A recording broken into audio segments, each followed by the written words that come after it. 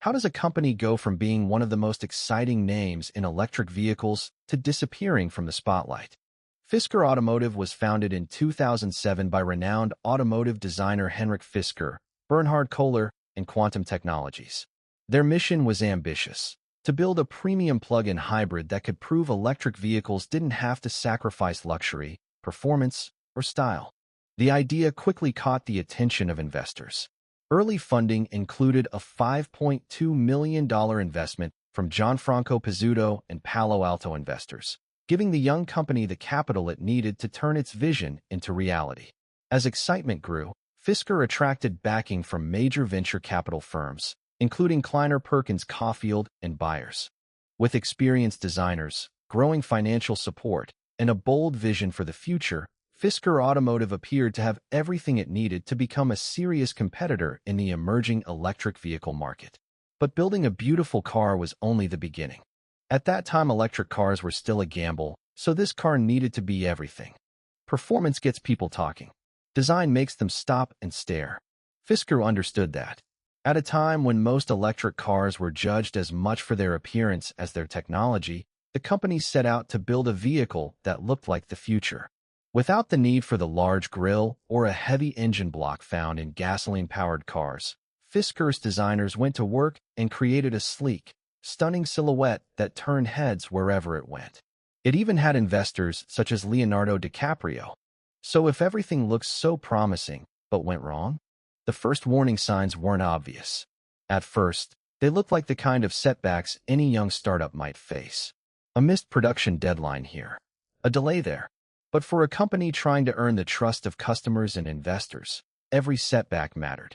As the months passed, those small problems began to snowball. Production delays slowed deliveries, battery supplier issues disrupted manufacturing, and the company found itself under increasing financial pressure. Then, in 2012, Hurricane Sandy damaged hundreds of Fisker vehicles that were being stored at a New Jersey port, dealing another major blow to a company that was already struggling. At the same time, disagreements within leadership made it even harder to keep the company moving in the right direction. What had once looked like temporary obstacles were becoming signs of a much deeper problem, and Fisker Automotive was running out of time. Employees who once believed they were building the future suddenly found themselves wondering if they'd have a job next week. But the worst was still ahead. By late 2012, Fisker Automotive was in survival mode. The company was running out of money.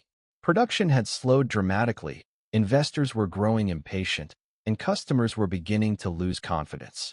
Every setback had made it harder to recover from the last. Fisker searched for new funding to keep the company alive. Executives worked to attract new investors and explored different ways to stabilize the business. But with mounting losses and growing uncertainty, convincing people to invest became increasingly difficult. Then another major blow landed. Henrik Fisker, the company's co-founder and public face, stepped down in 2013 after disagreements with the company's management over its future direction. His departure raised even more questions about whether the company could survive. Without enough funding to continue operations, Fisker Automotive was forced to halt production. Employees were laid off, and the company could no longer build the cars it had promised. Then the news everyone feared finally arrived. Fisker Automotive filed for bankruptcy. For many people, it looked like the dream was over. But the Fisker Karma story wasn't finished. The company's remaining assets, including the Karma's technology and manufacturing rights, were eventually purchased by a Chinese automotive parts company called Wanxiang. Those assets helped give the car a second life under a new company and a new name. You can still find Fisker Karmas on the road. Every time you see one, you're looking at a reminder that having a great idea isn't always enough.